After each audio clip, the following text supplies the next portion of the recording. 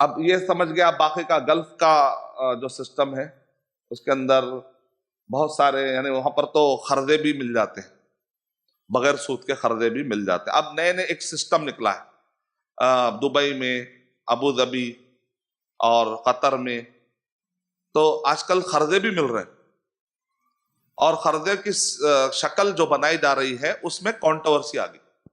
تو ابھی Islamic banking جو گلف میں چل رہے ہیں اس میں سب پروڈکٹ اچھے ہیں جہاں تک مجھے معلومات لگے، لیکن ایک مسئلے میں ابھی بھی کنٹروورسی، کلیئرٹی نہیں آئی، تو لہذا اس میں جب تک کلیئرٹی نہیں ہے بچنا چاہیے۔ وہ ہے قرضے کا سسٹم۔ ایک جو بھی آدمی قرضہ دیتا ہو، جو بھی بینک آپ سے کہے میں قرضہ دے رہا ہوں، تو چیک کرنا پڑے گا۔ بعض جہاں چیک کرے تو ہم کو حلال لگا، بعض جگہوں پہ بالکل ڈینجر لگا۔ اس کا مطلب کلیئرٹی چاہیے۔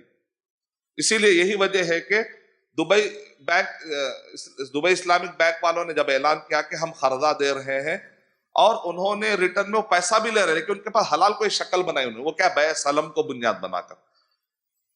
تو علی قراداغی، یہ دونوں پارٹنر، شیخ علی قراداغی قطر کے اور شیخ حسین حامد حسن، یہ جو ہے دبئی اسلامک بینکنگ، یہ دونوں کے درمیان کنٹروورسی، انٹرنیٹ پہ آپ جا کے پڑھ سکتے ہیں۔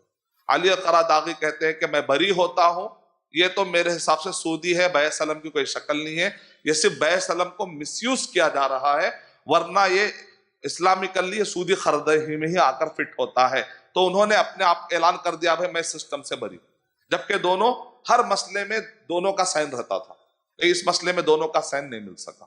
اس کا مطلب کیا نکلا آپ کو، یعنی اس مسئلے میں سب سے زیادہ ڈیسیشن لینے والے دونوں تھے، ڈیئر ڈیسیشن جس کو آپ کہتے ہیں فیلڈ میں، اور اکثر ان کو فالو بھی کیا جا رہا تھا، لیکن اس مسئلے میں آ کر چونکہ کنٹروورسی ہوئی ہے تو لہذا ہم کو احتیاط برتنے کی ضرورت ہے جہاں تک قرضے کا مسئلہ۔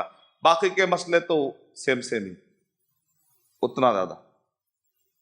اب ہندوستان میں ڈپازٹ کے نام پہ جو لیا جا رہا ہے، میں انڈیا کے اس میں بھی تھوڑا بتائیں، باقی کے سب تو سیم ہی۔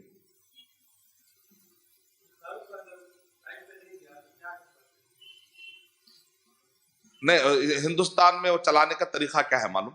آپ جو ہے نا 90% آپ کا سسٹم مرابحہ، مضاربہ، مشارکہ پہ کر لینا۔ اس میں سے جو بھی پروفٹ آتا ہے لوگوں کو بولنا بھائی چونکہ آپ ہم پہ بھروسہ کر رہے ہیں، یہی ڈیل آپ کہیں اور بھی کر سکتے تھے، لیکن آپ چونکہ یہاں پر کر رہے ہیں، آپ زیادہ سے زیادہ کریے۔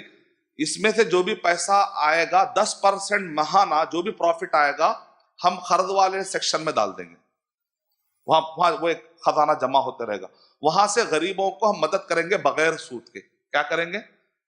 بغیر سود۔ 90% جو آپ بزنس چلا رہے ہیں اس سے جنریٹ کر کے کچھ پیسہ آپ نکالتے ہیں، اس کو مائکرو فائنانس یعنی چھوٹے چھوٹے قرضے آپ دیں گے۔ اگر کوئی واقع مجبور ہو کر نہیں نکال رہا ہے کمپنی معاف کرے گی، اگر نہیں ہے تو قیامت میں اس کا معاملہ اللہ کے حوالے۔ لیکن آپ کوئی دوسرا طریقہ تو آپ کے پاس نہیں ہے، کیونکہ ریزرو بینک کے اصولوں کے مطابق یہ ہے کہ آپ جو بھی آپ قرضہ دیتے ہیں ایٹ یور اون رسک، اسی یہ وجہ کہ لوگ کیا کرتے ہیں انسٹالمنٹ میں جیسے ہی آپ کو دیتے ہیں نا فوراً آپ کو جانے سے پہلے گروی رکھا لیتے ہو چیز، اس کو کہتے ہیں لوگ ہائپوتھیکیشن، انسٹالمنٹ / ہائپوتھیکیشن، رینٹ، یہ 3 جو ہے ورڈ ڈال کے بھیجتے ہیں آپ کو۔ اس لیے آپ کے فوراً کولیٹرال کی شکل میں کہتے ہیں یہ پیپر آپ رکھیے، جس دن آپ پورا پیمنٹ کریں گے حقیقی مالک ہوں گے جب آپ کو کارڈ ملے گا۔ ابھی بس چلا یہ آپ مالک ہے، ہم بول رہے ہیں نا مالک ہے آپ، کچھ بھی بولے تو یہ کارڈ بتاؤ ٹیمپرری، یہ کرو ایسا کرو، تو یہ شکلیں ہیں، کیونکہ یہاں کا قانون یہ ہے کہ آپ قرضہ دے دیے، آپ کا رزق ہے، تو اب آپ کیا کرنا ہے، زیادہ قرضہ اتنا ہی دینا جتنا آپ بیئر کر سکتے، لیکن آپ سود نہیں لے سکتے۔ تو اس لیے ڈپازٹ کے نام پہ یہاں پر پیسے جمع کرتے لوگ، لیکن وہاں پر شرط ہوتی ہے کہ یہ ڈپازٹ کے خانے میں پیسہ آ رہا ہے، لیکن ڈپازٹ نہیں ہے، دراصل یہ مضاربہ ہی ہے، یعنی آپ پیسے دیں گے تو ہم بزنس چلائیں گے اور آپ کو اس کا پروفٹ دیں گے اگر پروفٹ آیا تو یہاں پر ڈپازٹ بمانے مضاربت انڈیا میں۔